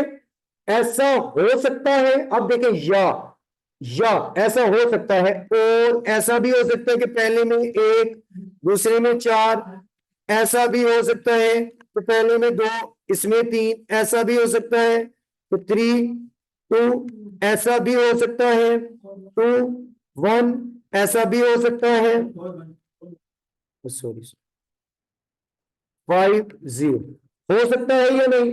तो ये सारी पॉसिबिलिटीज हैं। अगर ये है तो ये दोनों मिलाएंगे तो आपके पास टोटल आउटकम आएगी। तो मतलब इन दोनों को आपस में करना है मल्टीप्लाई, क्योंकि ये दोनों इवेंट एक साथ ही होंगे। दोनों मैचेस की आपके पास टोटल आउटकम 5 ही निकलनी चाहिए। तो ये दोनों आपस में क्या होंगे? मल्टीप्लीकेशन लॉ में आएंगे। इसके बाद ये और है तो दरमियान में प्लस, फिर दरमियान में इधर प्लस आ जाएगा। इन दोनों की आपने लिखनी है प्रोबेबिलिटीज, और वो दी हुई है, वो प्रोबेबिलिटीज दी हुई है कि 0, 1, 2, 3, 4, 5। अगर 0 है तो उसकी जगह आ जाएगी 0.005 मल्टीप्लाई 0.5, ये 5 गोल की है, दोनों को मल्टीप्लाई करेंगे तो 0.0025। ऐसे ही सबकी निकालनी, फिर प्लस आ जाएगा। फिर इसकी 1 की वैल्यू, 4 की वैल्यू जो कि यहां पर दी हुई है 4 की और 1 की, दोनों को मल्टीप्लाई करेंगे। फिर आप क्या करेंगे? 2 की और 3 की दोनों वैल्यू को करेंगे। फिर आप 3 की और 2 की, फिर 4, 1, 5, 0, मतलब इनको मल्टीप्लाई और दरमियान में और लगाते हुए इसका आंसर लेंगे। और आंसर क्या निकला है जी? 0.17। ये कर लीजिएगा एक दफा घर भी। ये फाइल मैंने शेयर कर दी थी आप लोगों के साथ ग्रुप के अंदर। इसके बाद m मल्टीप्लाई n रूल, जो मैंने कहा था कि क्वेश्चन पेपर में आ सकता है और ऐसे ही आएगा। उम्मीद है कि ऐसे ही आएगा। सिर्फ फर्क इतना हो सकता है कि ये जो 4 मिनट वाला है, हो सकता है ये ब्लॉक खाली करके ये ब्लॉक्स के अंदर कुछ लिख दे, या ऐसा भी हो सकता है कि एज इट इज यहां ये हो और ये 3 आपको खाली नजर आए। किसी को आया हो? आया तो चलो, ये अंदर वर्डिंग चेंज हो सकती है, मिनट, 100 मिनट, 200 मिनट, ये चेंज हो सकती है, लेकिन ब्लॉक मेथड सेम होगा। अब यहां पर इसे सोल्व करें। 4 इंटू यहां पर 3 × 3 × 3, तो यहां पर m मल्टीप्लाई n रूल लगेगा 108। नॉर्मल डिस्ट्रीब्यूशन के आज ही अभी वैसे ये तो करवाया था, मीन और स्टैंडर्ड डेविएशन, 2 पैरामीटर्स हैं। ये क्वेश्चन जो अभी भाई का ऊपर था, लेकिन उसकी वर्डिंग कुछ और थी और हमारी वर्डिंग कुछ और है। उनकी आई थिंक 75 के अकॉर्डिंग थी, 75% पीपल यूज सेल फोन। उसके बाद बोथ पीटीसीएल, ये तो मैंने क्लास में करवाया था। हाँ, लेकिन यहाँ यूपीएस और इसके बाद जनरेटर आ गया, वहां मोबाइल डेटा यानी कि सेल फोन और पीटीसीएल वाला था। हाँ, नहीं मतलब नेम चेंज हो सकता है। हाँ, तो वही मैंने कहा था कि ये कंटिजेंसी टेबल से होगा। इस क्वेश्चन को, क्वेश्चन नंबर 181 को सॉल्व करने का मेथड देख ले। अगर ऐसा क्वेश्चन आपको आ जाए, इसमें यहां पर यूपीएस और दूसरा कोई भी जनरेटर या यूपीएस के साथ बैटरीज, या अगर मोबाइल फोन है तो उसके साथ वो ये कर सकता है कि पीटीसीएल कनेक्ट या ऑप्टिक फाइबर और पीटीसीएल, मतलब किसी दो चीजों का कॉम्बिनेशन बना सकता है। 179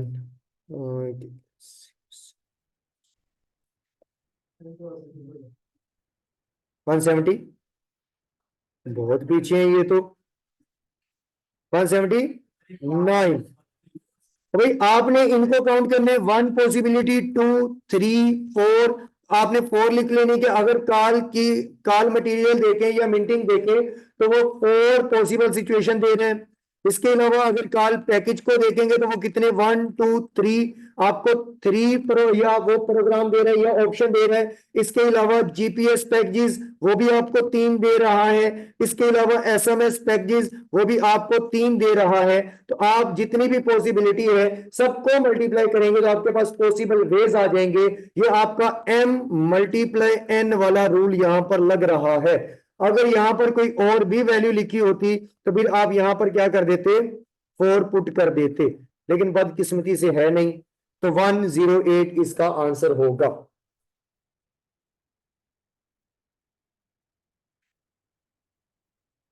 तो 178 में पहले आपने पॉसिबल आउटकम्स बनानी है दोनों मैचेस की, और दोनों मैचेस में 5-5 गोल होने चाहिए। तो ये मैंने पॉसिबल आउटकम्स बना दिए कि हो सकता है कि पहले मैच में कोई भी ना हो, दूसरे में 5 हो जाए। ऐसा भी हो सकता है कि पहले मैच में 1 हो और दूसरे मैच में 4 हो जाए। ऐसा भी हो सकता है कि पहले मैच में 2 गोल हो और तीसरे में 3। ऐसा भी हो सकता है कि पहले में 3 हो, दूसरे में 2। ऐसा भी हो सकता है कि पहले मैच में 4 गोल हो और दूसरे में 1। और ऐसा भी हो सकता है कि पहले मैच में 5 गोल हो और दूसरे में 0। अब इन तमाम वैल्यूज की उसने प्रोबेबिलिटी आपको निकाल के यहां पर दी हुई है। आपने उन वैल्यूज के सामने उनकी प्रोबेबिलिटीज जो है वो वैल्यूज पुट कर देनी है, उनको मल्टीप्लाई करके उनका आंसर ले लेना है। जैसे यहाँ पर सबके आंसर आएंगे, उन आंसर को सबको जमा करना है, क्योंकि ये और के वर्ड के साथ अटैच हो रही है पूरी एक सीरीज। तो जहां पर और आएगा वो एडिशन लो होगा। तो हमने सबके आंसर्स को कर लेना है जमा, और फिर वो आपका एक फाइनल आंसर निकलेगा।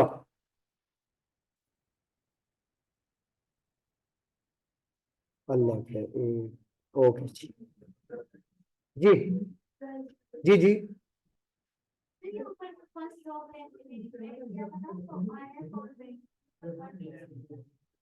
बस नहीं करना, पॉसिबिलिटीज देखनी, ऑप्शन देखने।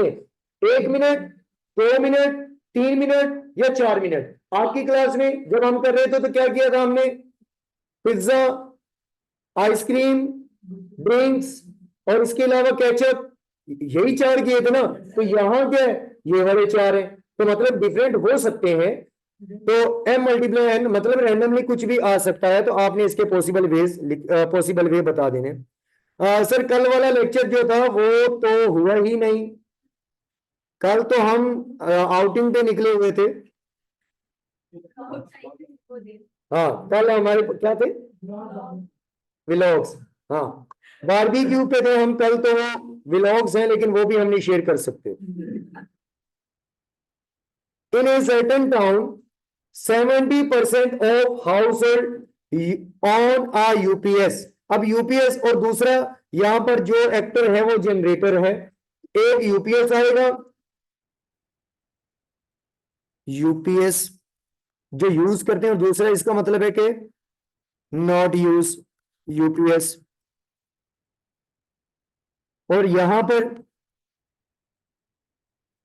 जनरेटर और नॉट यूज जनरेटर। ये कॉलम बनाने के बाद फिर इधर भी आपने क्या करना है, टोटल यहां पर टोटल किसका आएगा, जनरेटर वाले का। यहां पर टोटल किसका आएगा, जनरेटर का। और लास्ट पे यहां पर टोटल किसका आएगा, मतलब कि ये जो टोटल आएगा ये यहां इन दो कॉलम्स का आपको, दो रोज का नजर आ रहा होगा, और यहां पर जो टोटल आएगा वो इन दोनों का टोटल नजर आएगा। अब ये गए, अरे चलो इसके बाद, अच्छा, क्वेश्चन में वो कहते हैं कि 70% of the house hold on A UPS. 70% लोग जो हैं वो टोटल 70% लोग क्या करें, यूज करें।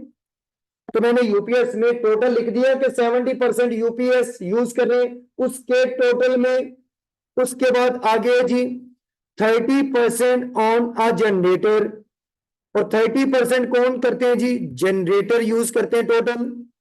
इसके बाद आगे कहता है 20% on both a UPS and generator, और इनमें 20% है जो यूपीएस भी और जनरेटर भी दोनों यूज करते हैं।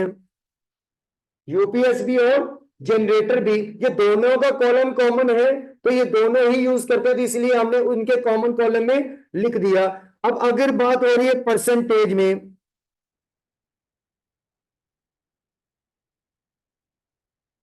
तो भाई ये भी तो टेबल ही है, लेकिन इस टेबल को कॉन्टिजेंसी टेबल कहते हैं, तो टेबल में सॉल्व कर रहे हैं।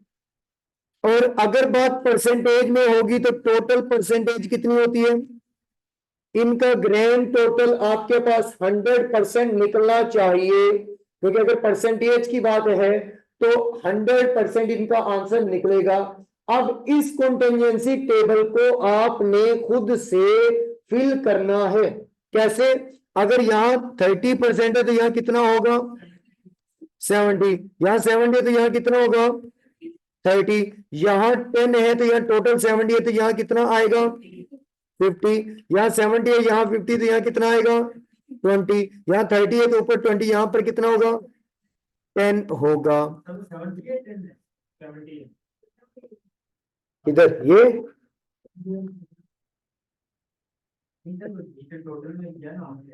10 70 है भाई, जनरेटर यूपीएस वाले टोटल 70 वाले हैं। अब इसमें रिक्वायरमेंट वो कोई भी पूछ ले, रिक्वायरमेंट कोई भी आ जाए, अगर वो कहे नॉट यूज यूपीएस, इसमें यूपीएस जो यूज नहीं करते, इसका मतलब है कि वो यूपीएस नहीं करते तो फिर जनरेटर तो करते ही होंगे। तो अगर यूपीएस नहीं करते तो वो कितने परसेंट लोग हैं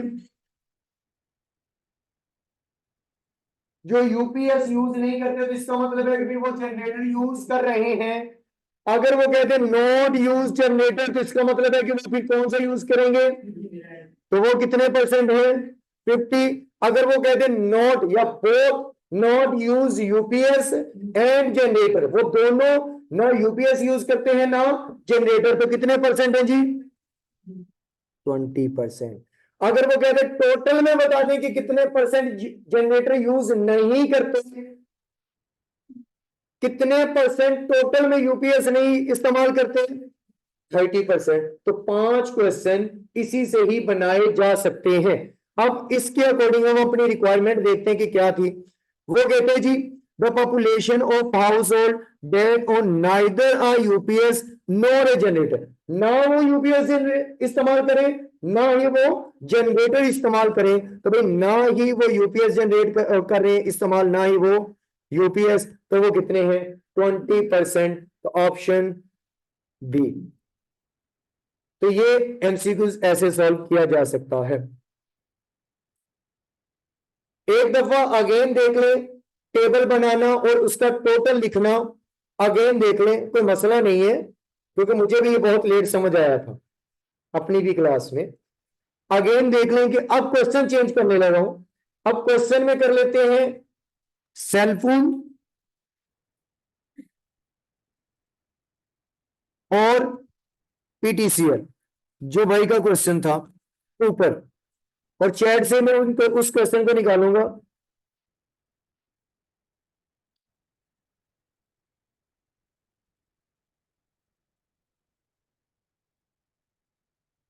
खत्म ना हो जाए नहीं। सेल फोन जो है वो इस्तेमाल करते हैं 75% लोग, 15% यूज करते हैं जी पीटीसीएल, एंड बोथ, वो 10% यूज करते हैं बोथ, यानी कि पीटीसीएल भी और cell phone. Find the probability that not use cell phone, तो हमने कौन सा निकालना है, नॉट यूज सेल फोन, इसकी प्रोबेबिलिटी हमने निकाली। ले जी, ये क्वेश्चन उनकी तरफ से आया था। अब अगर देखें तो हमारे पास एक किसका बनेगा, सेलफोन का, एक कॉलम सेलफोन का, और अगर सेलफोन का जहां बने उसके साथ ही नॉट यूज सेलफोन करेंगे तो एक रो में आ जाएगा पीटीसीएल, और उसके नीचे वाली रो में ही फिर आ जाएगा नॉट यूज पीटीसीएल। तो सेलफोन, अब सेलफोन उसके साथ ही आएगा नॉट यूज सेलफोन।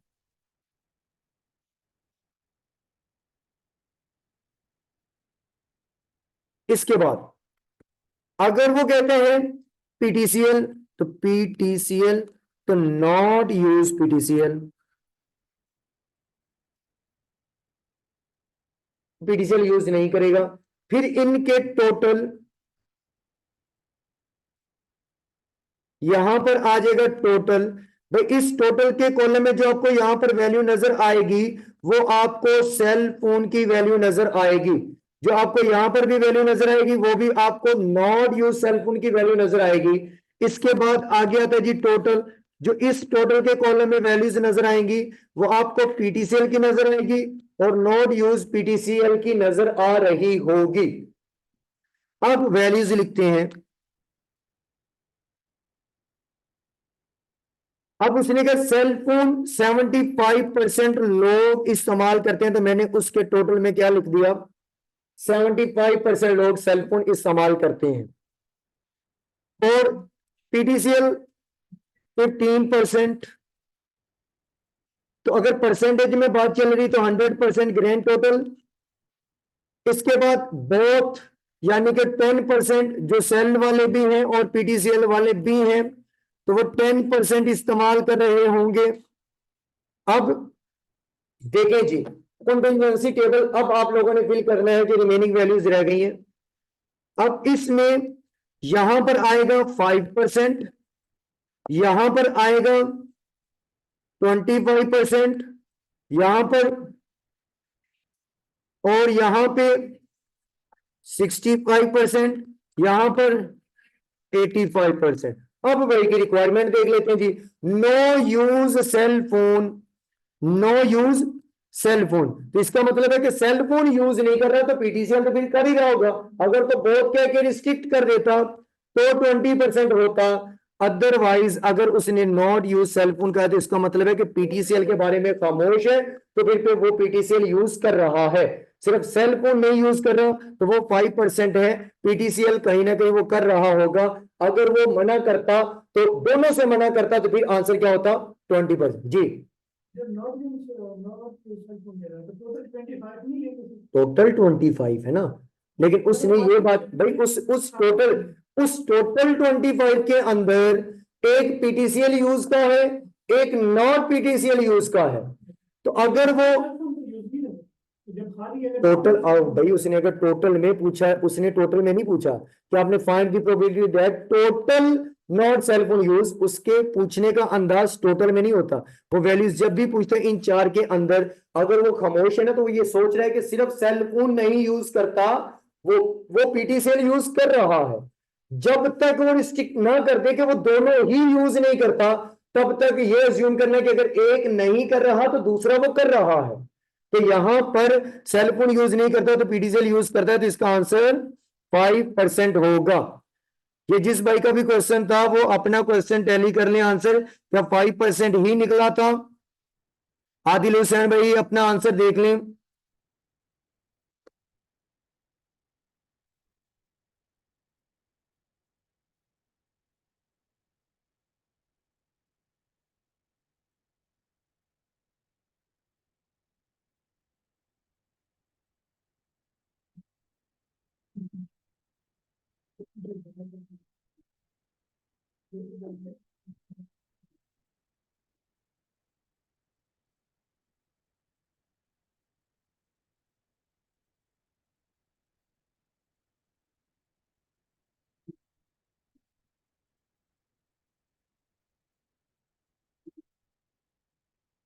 अच्छा जी, क्वेश्चन नंबर 187। क्वेश्चन नंबर 187 को आपने करना है जी प्रोबेबिलिटी कट करके पॉसिबिलिटी के साथ। Question number 7, A 187, what is the possibility that both of the balls drawn is blue? अब ये देखें दोनों बॉल ब्लू होंगी तो मतलब कि इसके अंदर रेपिटेशन अलाउ हो गई, इसके अंदर सेम ऑब्जेक्ट आ गए, और परम्यूटेशन में तो सेम ऑब्जेक्ट होते ही नहीं थे, लेकिन कॉम्बिनेशन में सेम ऑब्जेक्ट आएंगे, तो ये कॉम्बिनेशन का क्वेश्चन होगा। अगर ये पॉसिबिलिटी के साथ पूछा जाए, अगर प्रोबेबिलिटी के साथ पूछा जाए, तो फिर ये क्वेश्चन हाइपर ज्योमेट्रिक का बन जाएगा। सिर्फ पॉसिबिलिटी और प्रोबेबिलिटी का वो डिफाइन करता है कि ये कॉम्बिनेशन का क्वेश्चन है या ये हाइपर ज्योमेट्रिक का है। अगर ये प्रोबेबिलिटी का क्वेश्चन होगा तो फिर टोटल आउटकम्स के साथ डिवाइड करवा देंगे, और अगर पॉसिबिलिटी का होगा तो फिर सिर्फ आप इसकी पॉसिबिलिटी बताएंगे, टोटल के साथ डिवाइड नहीं करेंगे। तो ये क्वेश्चन देख लें जी। वो कहते हैं 2 व्हाइट बॉल्स, व्हाइट, लेकिन सबसे पहले 2 व्हाइट बॉल, 3 ब्लू, 2 रेड, कितनी बॉल्स टोटल हो गई? टोटल बॉल्स कितनी? 7। इनमें से सिलेक्ट कितनी करनी है? 2 balls are drawn at random, आपने 2 बॉल्स निकालनी है। What is the possibility that both of the balls drawn is blue? अब जब उसने वर्ड ब्लू इस्तेमाल किया तो इसका मतलब है कि उसका फोकस ब्लू की तरफ है, तो आप ब्लू को कर दें अलहदा और अदर कर दें अलग। अब ब्लू टोटल कितनी? 3, तो रिमेनिंग फिर 7 अदर्स होंगी, वो दोनों की दोनों इन 3 में से निकलनी चाहिए, और रिमेनिंग फिर यहां से कौन सी निकलेगी? 0। अब अगर पॉसिबिलिटी बतानी है तो फिर सिर्फ क्या होगा?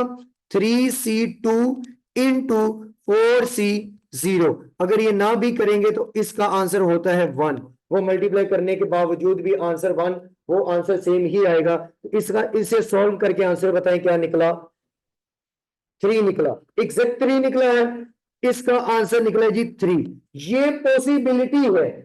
अगर इसको डिवाइड करवा दे टोटल के साथ 7C2 के साथ, तो ये बन जाएगी प्रोबेबिलिटी, और अब इसका आंसर वही निकलेगा 0.1428।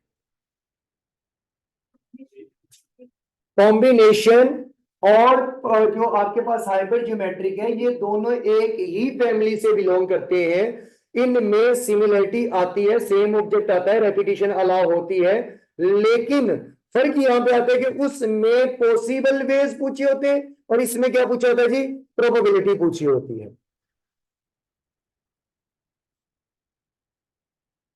अच्छा,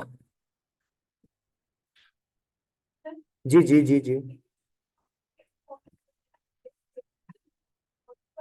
एन फैक्टोरियल डिवाइडेड बाय, हाँ तो उससे कर ले, मैं तो ओपन वाला फॉर्मूला बताने लगा था।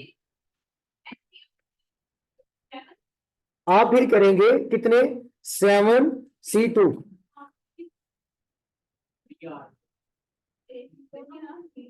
दो पिक करने हैं 7 में से, लेकिन उसने ये नहीं कहा कि अपनी मर्जी से कर लो। 7 एक जैसे नहीं है, 7 एक जैसे नहीं है। उनमें ब्लू भी, उसके अंदर आपका ब्लू भी है और उसके अंदर अदर्स भी है। आप सॉरी ब्लू क्या, हाँ ब्लू है और अदर है, ब्लू का अलग से निकालेंगे C32, और फिर इन टू कैलकुलेटर पर भी अगर निकालना है तो C3C2 इंटू 4C0। अब करें, इतने का आंसर लें और मुझे आंसर बताएं, क्योंकि करना तो अलग अलग ही इन दोनों को।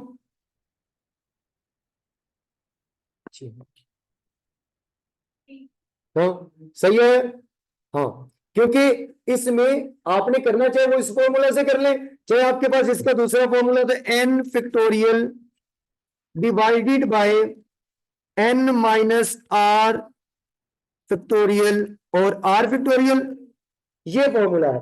अब n फैक्टोरियल का मतलब है जी टोटल ऑब्जेक्ट्स और ऑब्जेक्ट टू बी सिलेक्टेड। अब सेलेक्ट करने वाले ऑब्जेक्ट यहां पर है 2, और हो किस में से रहे, टोटल ब्लू, और टोटल इसके कितने 3। आप या तो कर ले 3 factorial divided by 2 factorial into 3 minus 2 उसका फैक्टोरियल, ये कर ले। इसका आंसर आएगा 3 factorial divided by 2 factorial into 1 factorial, और 1 फैक्टोरियल इज इक्वल टू 1 होता है। अब आप क्या करेंगे, 3 multiply 2 multiply 1 divided by 2 multiply 1 और मल्टीप्लाई 1, तो भाई इसे इसे इसके साथ कैंसिल करो, 3 बाय 1 करोगे तो आंसर क्या आएगा 3, और आपने सिंपल डी करके देखा तो आंसर क्या निकला 3 निकला। ये फॉर्मूला जो है वो एक लेंथी प्रोसेस है, आप सिंपल कैलकुलेटर पर उसे सॉल्व कर लें। ओके जी, ये कैलकुलेटर मैं शो करवा देता हूं आप लोगों के साथ। ये अब कैलकुलेटर सब बच्चों को नजर आ रहा है। कैलकुलेटर पर आप लोगों ने क्या करना है कि आप इन्हें सॉल्व करेंगे, बल्कि सिंपल ही है 3, उसके बाद शिफ्ट डिवीजन 3C लिखा गया, कॉम्बिनेशन आ गया, इनटू 2 ब्रैकेट क्लोज मल्टीप्लाई, फिर ब्रैकेट ओपन कर लेंगे 4 shift division 0 bracket close is equal to करेंगे तो आपके पास आंसर आ गया है 3। सर अगर आप इसमें लास्ट वाला फैक्टर ऐड ना भी करते तो आंसर फिर भी 3 निकलना था, क्योंकि C 4C0 2C0 1C0 जो भी करेंगे, जब उसमें सिलेक्टेड ऑब्जेक्ट 0 होगा तो वो आपके आंसर 1 कर देगा, इसलिए आप उसे चाहे ना ही सॉल्व करें तो आपके पास आंसर फिर भी निकलेगा 1 ही।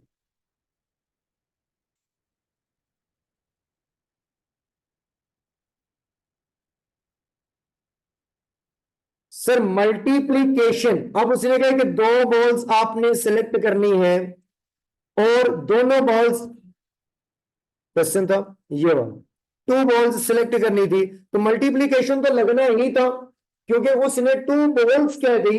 अगर यहां पर होता सिंगल बॉल, एक बॉल सिलेक्ट करनी है, तो फिर तो आना ही एक वाला इवेंट था, वो एक बॉल सिलेक्ट करें, वो रेड हो या ब्लू हो या अदर कोई भी आ सकती थी, फिर वो पॉसिबिलिटीज आ जानी थी।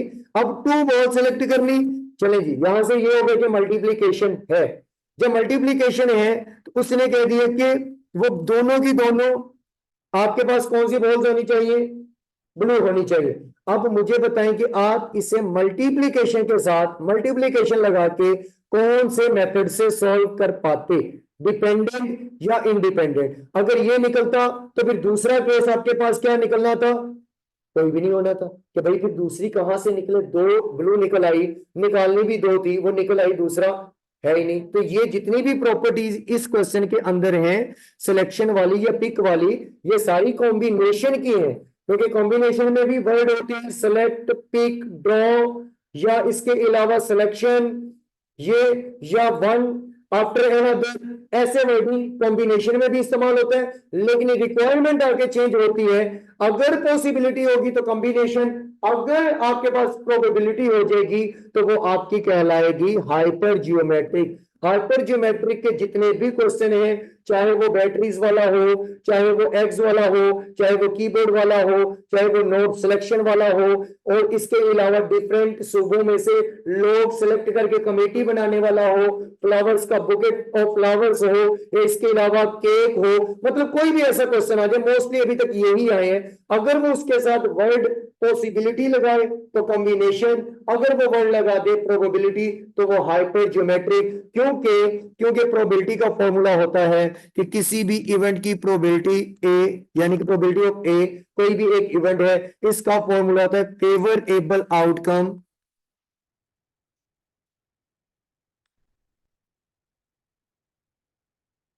Divided by total outcome, favourable outcomes divided by total outcomes. तो अगर आप उनको टोटल आउटकम्स पे डिवाइड करवा देंगे, जैसे कि टोटल उसकी थी 7C2, टोटल थी 7C2 के साथ टोटल है, सात में से दो निकाली, ये टोटल थी, और फेवरेबल ऊपर लिख ली थी कि उनमें से उसे चाहिए 3C2 मल्टीप्लाई 4C0, ये फेवरेबल जिसके बारे में उसने पूछा था, डिवाइडेड बाय टोटल करवा दिया तो प्रोबेबिलिटी। और अगर टोटल के साथ डिवाइड नहीं करवाते, सिर्फ फेवरेबल आउटकम्स बताएंगे, तो वो आपके पास सिर्फ इतने का बताएगा, पॉसिबल वेज या पॉसिबिलिटी, बस यही आएगा। कल माइंड बना के आइएगा कि कल हमने चैप्टर नंबर 12 सारा करना, उसमें नॉर्मल भी होगी, हाइपरजियोमेट्रिक भी होगी, बाइनोमियल भी होगी, और पॉइसन डिस्ट्रीब्यूशन भी होगी with the help of calculator. Hyper भी कैलकुलेटर, सॉरी हाइपर तो वैसे भी कैलकुलेटर भी होती, बाइनोमियल भी कैलकुलेटर पर, पॉइसन भी, और नॉर्मल डिस्ट्रीब्यूशन भी कैलकुलेटर पर। ओके जी, अल्लाह हाफिज।